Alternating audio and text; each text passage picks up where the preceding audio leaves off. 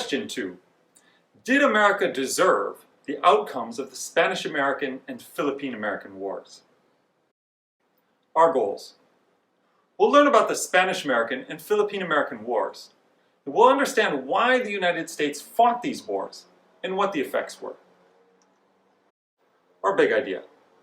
The United States fought a war with Spain that was about Cuban independence, but led to the acquisition of former Spanish territories such as Puerto Rico and the Philippines. Let's get started with our introduction. In 1898, the United States fought a war with Spain. It was a splendid little war, as one politician called it. Few Americans died, the Army and Navy proved themselves in battle, and America won significant territory. In short, it was a smashing success. Afterward, the United States found itself engaged in a long, ugly, bloody war to try to impose its authority in the Philippines over a determined Filipino independence movement. While the Spanish-American War was an unqualified victory, the Philippine-American War proved to be a cautionary tale of the challenges of empire building. Did the United States deserve the spoils of its victory over the Spanish? Did we deserve the trouble we had in the Philippines? In short, did we deserve the outcomes of these two wars? Cuba. America's relationship with Cuba long predated the imperialist era. Even before the Civil War, Southern planters had considered annexing Cuba as a way of adding another slave state to the Union. In the end, this scheme failed, and Cuba remained a Spanish colony. But the island so close to Florida remained a particular interest of many Americans. Cubans were not particularly excited about the idea of being annexed by the United States, but by the late 1800s they were certainly not interested in remaining a part of the Spanish Empire. Most other nations in Central and South America had long before become independent. Revolts against Spanish rule were becoming common. With the abolition of slavery in 1886, former slaves joined the ranks of farmers and the urban working class in agitating for change. Many wealthy Cubans lost their property, and the number of sugar mills declined. Only companies and the most powerful plantation owners remained in business. And during this period, American money began flowing into the country as American investors bought up struggling plantations. Although it remained Spanish territory politically, Cuba started to depend on the United States economically. In 1881, the Cuban revolutionary leader José Martí moved to the United States to escape Spanish authorities. There, he mobilized the support of the Cuban exile community, especially in southern Florida. He aimed for a revolution and independence from Spain, but also lobbied against American annexation of Cuba, which some American and Cuban politicians desired. For a variety of reasons, Americans sympathized with the Cuban rebels in their struggle for independence. The United States had gone through a similar struggle with Great Britain a century earlier. The revolutionists also carried out an effective propaganda campaign, which included destruction of American sugar mills and railroads, designed to bring about American intervention in the revolt. The Cubans rebels strategized, not unreasonably, that if America became involved in dispute, it would likely be on the side of the Cubans seeking independence. The propaganda campaign was carried on in New York City under the guidance of the rebel leader José Martí. Spain did not have any intention to grant Cuban independence, and in 1895 the Spanish government dispatched 50,000 troops to the island. Things did not go well, and with their efforts to suppress the rebellion going badly, in 1896 Spain sent General Valeriano Weyler to Cuba. Weyler established concentration camps to hold captured rebels, in addition to other hard-nosed policies. During the presidential election of that year in the United States, the Republican Party had adopted an expansionist platform, which helped get William McKinley elected. The existence of the Weyler policy of reconcentrado, which led to his being known as Butcher Weyler, kept interest in the Cuban affair at a high level. Americans began demonstrating in order to display their opposition to Spanish rule in Cuba. As Congress called for recognition of the rights of the rebelling Cubans, President McKinley offered to mediate with Spain for Cuban independence. Spain declined, but otherwise did its best to satisfy American concerns, not wishing war with an emerging world power. Meanwhile, the two American ambassadors involved seemed to be working in opposite directions. While Ambassador Stuart L. Woodford was trying to pursue a peaceful resolution with Spain in Madrid, Ambassador Fitzhugh Lee in Havana seemed to be stirring things further in the opposite direction. Remember the Maine.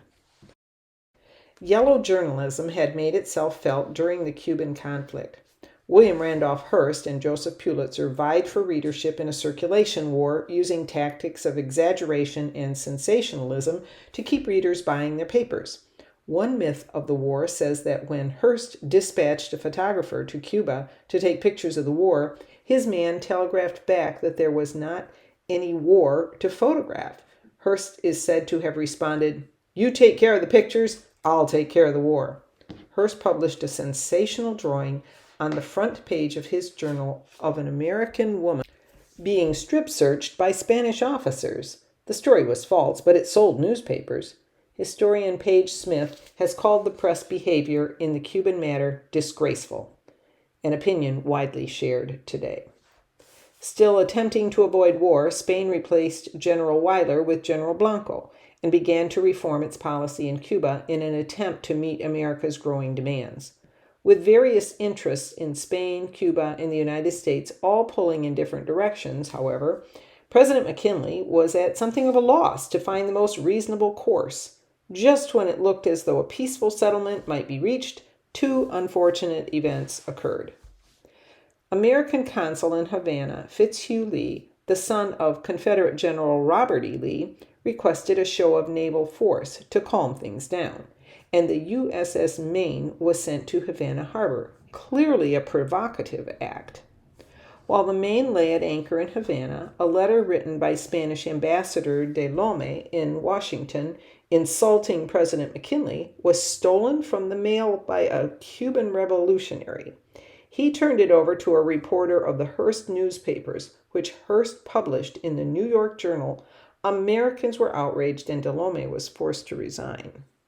1 week later, the Maine, which had been sent as a friendly act of courtesy to protect American lives and property, blew up, killing over 200 American sailors. Of all those least likely to be responsible, Spain headed the list.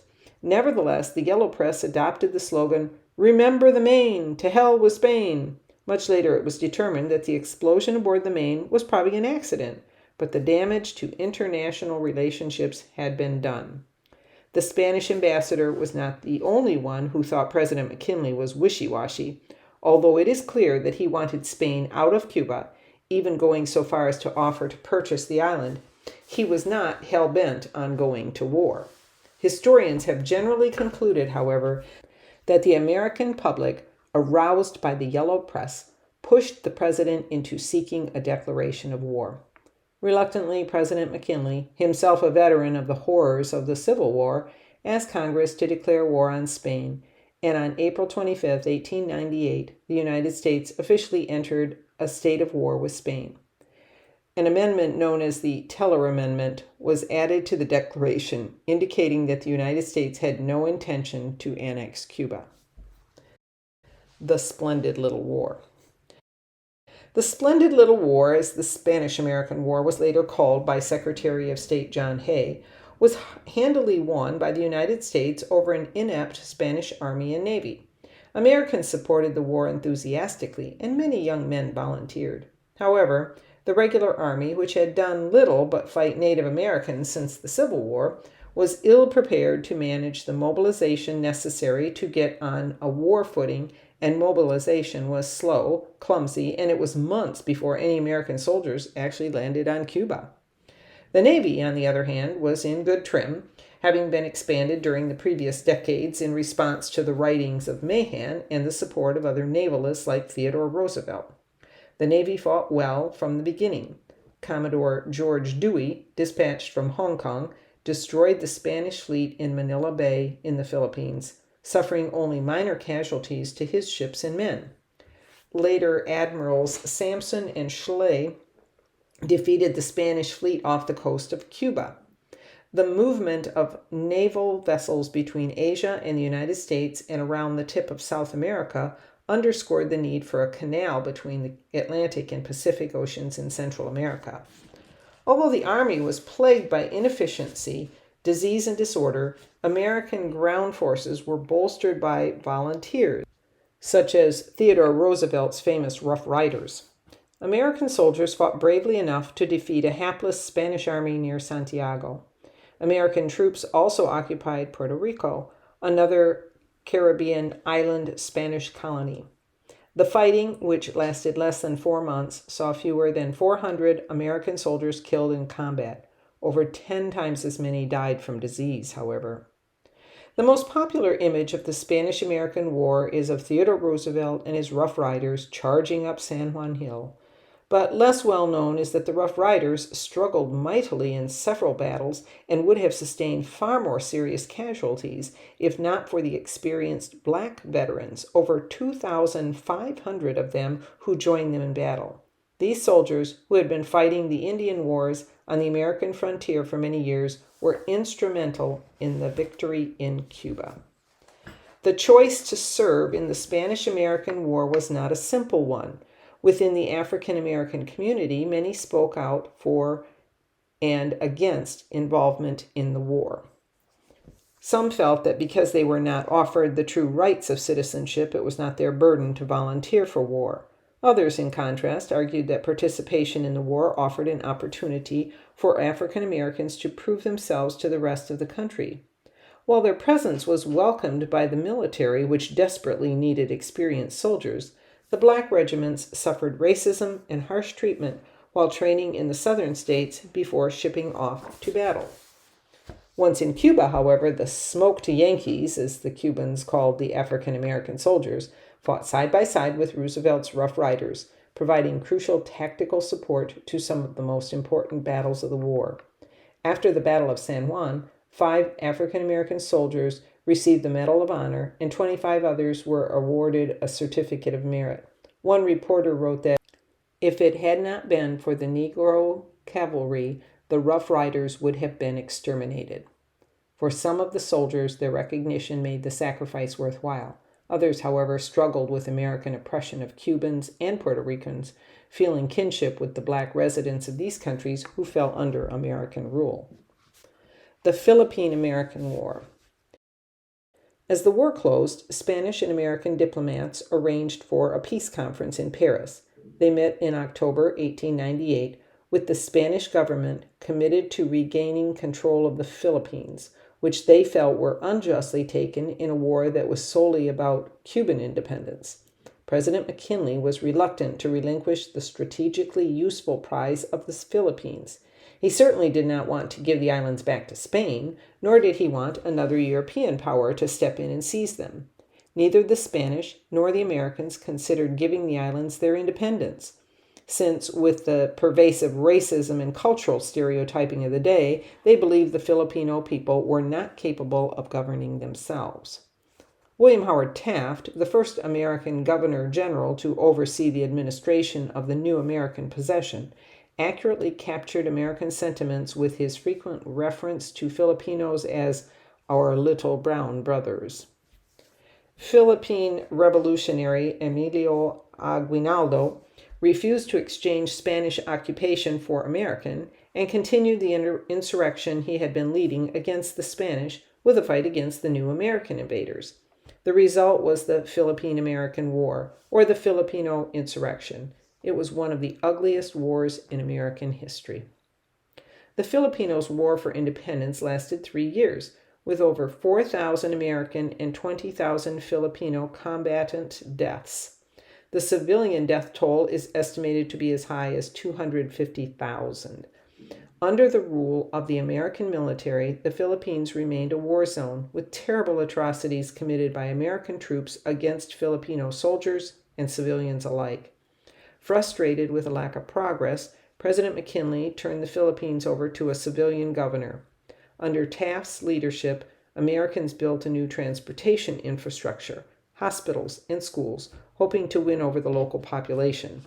The rebels lost influence, and Aguinaldo was captured by American forces and forced to swear allegiance to the United States. Taft continued to introduce reforms to modernize and improve daily life for the country, despite pockets of resistance that continued to fight through the spring of 1902.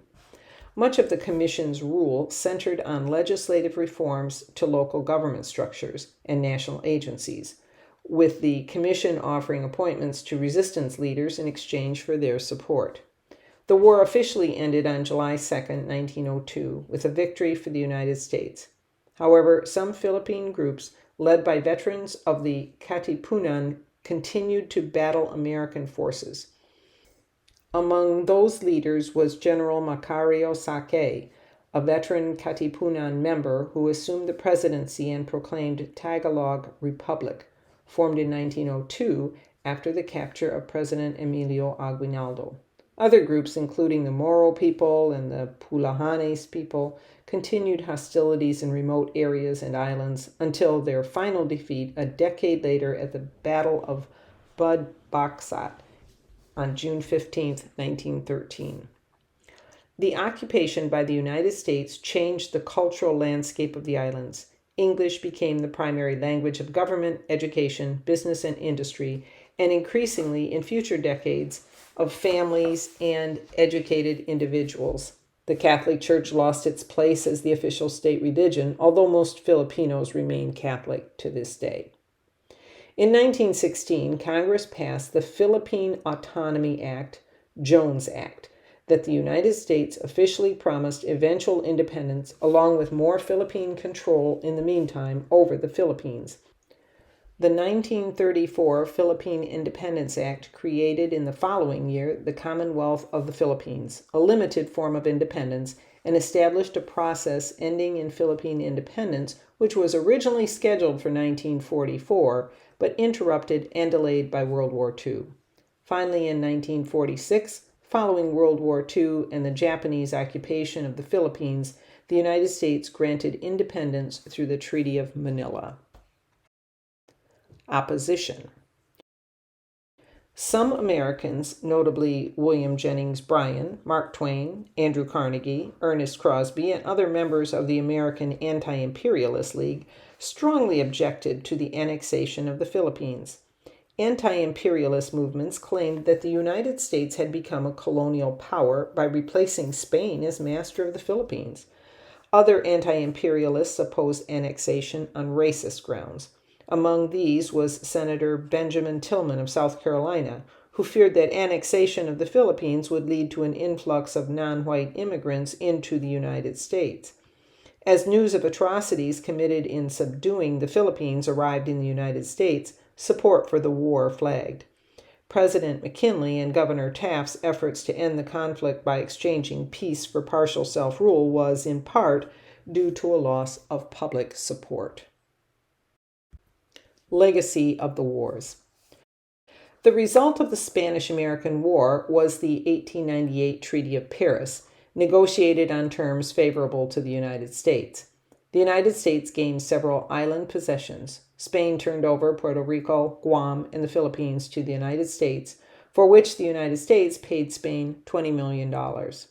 Puerto Rico and Guam remain American territories, and the people of those territories are U.S. citizens, although since they are not states, they have no representation in Congress and no vote for president. The wars marked America's entry into world affairs. Before the Spanish-American War, the United States was characterized by isolationism, an approach to foreign policy that emphasized keeping the affairs of other countries at a distance. Although Americans still disagree about the extent we should play in world affairs, since the Spanish-American War, the United States has had a significant hand in various conflicts around the world and has entered many treaties and agreements. After the Spanish-American War, the United States entered a long and prosperous period of economic and population growth and technological innovation that lasted through the 1920s. The war redefined national identity, served as a solution of sorts to the social divisions plaguing the American mind, and provided a model for future news reporting. The war also effectively ended the Spanish Empire. Spain had been declining as an imperial power since the early 1800s. Spain retained only a handful of overseas holdings: Spanish West Africa, Spanish Guinea, Spanish Sahara, Spanish Morocco, and the Canary Islands. Never again would Spain be a major player on the world stage. The United States continued to occupy Cuba at the end of the war.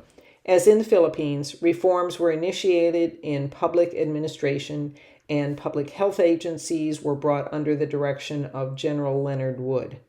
American doctors Walter Reed and William Gorgas exterminated yellow fever in Cuba and pushed education and other reforms. A constitutional convention called in 1900 set up a Cuban government, and Americans withdrew in 1902. However, Cuban independence was not without limits. Congress passed the Platt Amendment of 1903, which added these stipulations. First, Cuba could make no treaties with other nations without America's consent. The Cuban government could not go into debt beyond its ability to pay. The United States reserved the right to intervene in Cuba to maintain law and order. And the United States was granted rights to a naval base at Guantanamo Bay. Despite the antagonistic relationship the United States has with the Cuban government today, the base at Guantanamo Bay remains in American hands. Because it is not on American soil, it has served as a legally ambiguous place to detain permanently accused terrorists captured in Afghanistan. Conclusion. The Spanish-American War gave the United States new territory, national pride, and launched the nation into first-class status among the leaders of the world. While the reasons for declaring war might have been dubious, the cause of Cuban independence was noble and achieved. The spoils of war, territory won, was seemingly earned. In the Philippines, the spoils of war were less lustrous. Those who opposed imperialism might see the horrors of the Filipino insurrection as a just punishment for hubris. What do you think? Did the United States deserve the outcomes of these two wars?